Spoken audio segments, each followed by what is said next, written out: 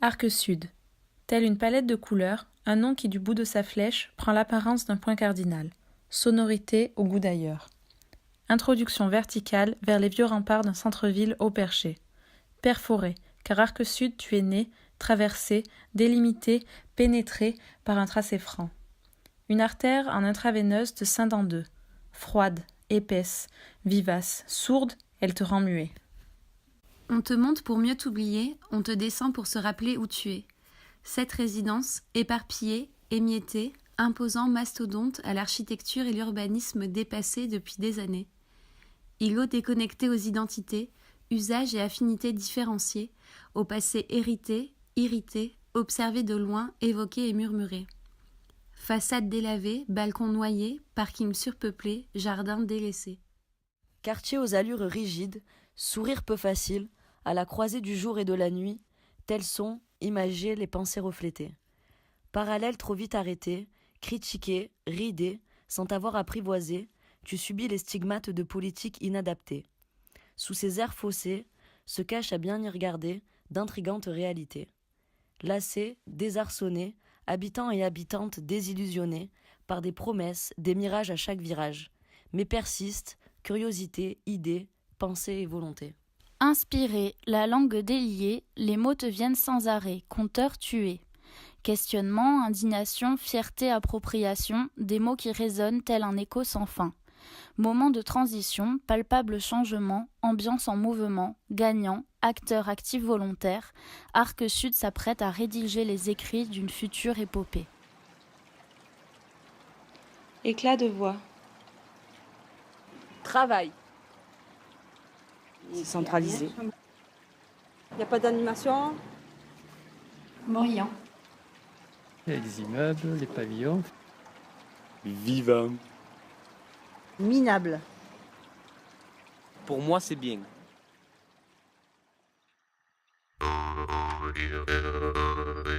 Arc Sud, venez parler de votre quartier au parc de Drouille cet après-midi. Venez au parc de Drouille cet après-midi pour parler de votre quartier. Les Alisiers, venez parler de votre quartier au parc de Drouille cet après-midi. Alicante, venez parler de votre quartier au parc de Drouille cet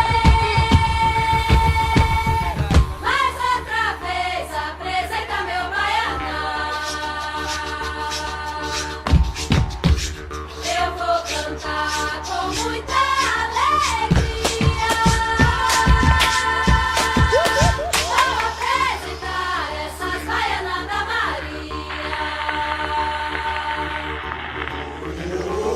Vous êtes sur Fréquence Mistral, il est 9h15 et on va tout de suite partir à la rencontre du collectif Baya. Bonjour. Bonjour.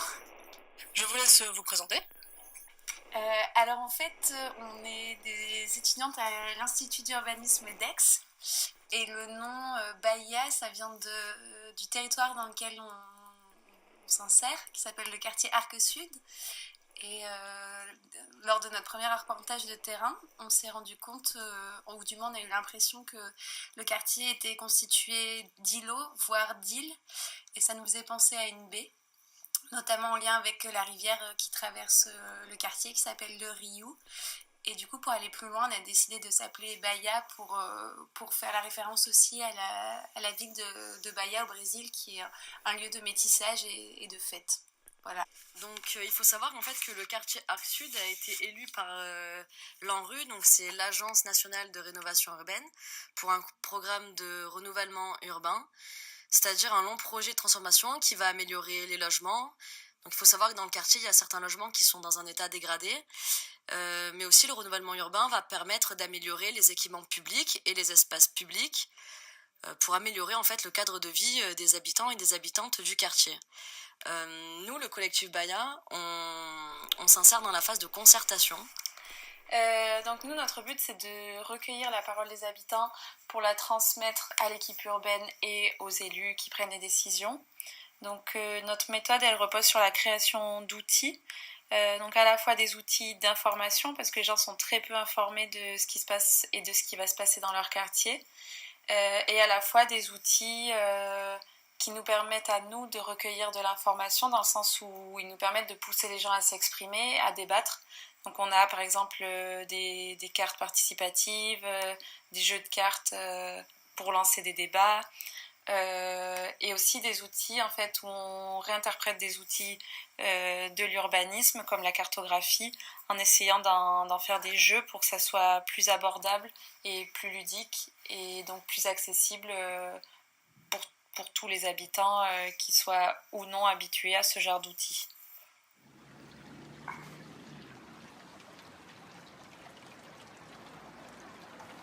Tout ce qui nous lie. J'aimerais que le quartier soit colorié. Qui rénove l'avenue Pompidou. D'arranger les routes et les blocs. J'aimerais que le quartier change. Le respect pour les voisins. Quelque part que je peux jouer tous les jours.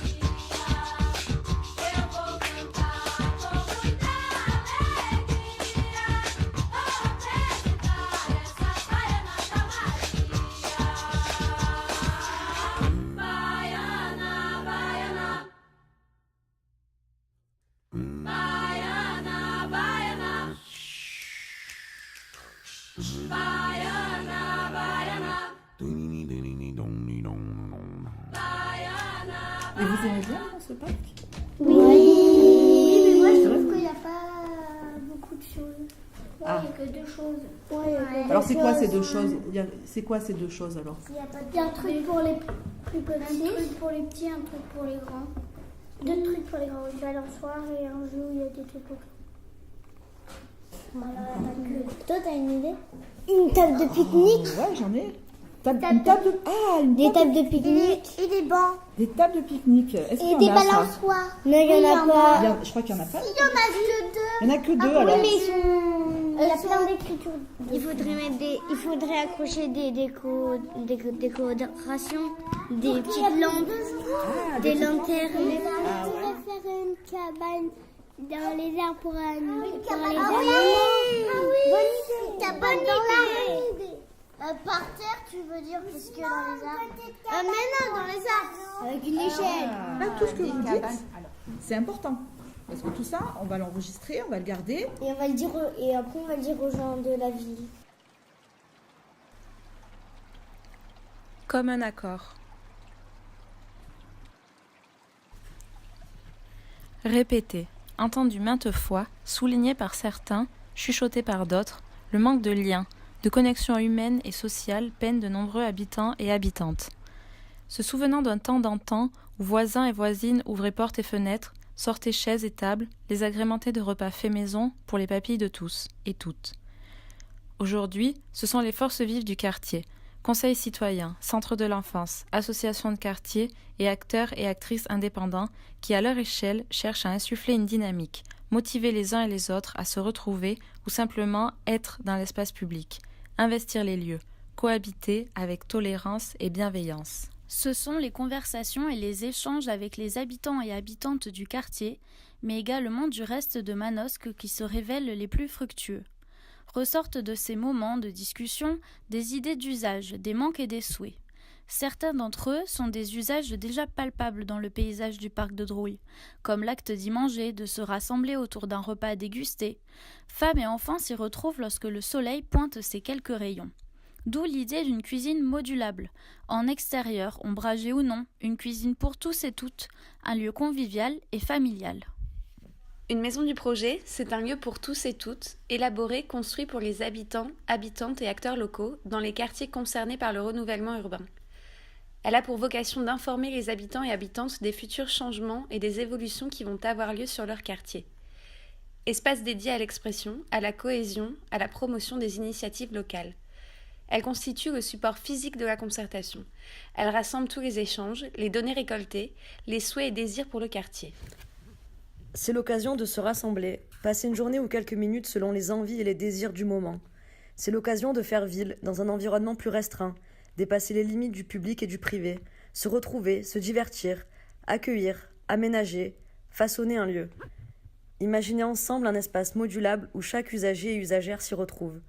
Un espace du commun qui appréhende les volontés individuelles pour former le collectif. Un espace organisé, autogéré, y intervenir sans restriction.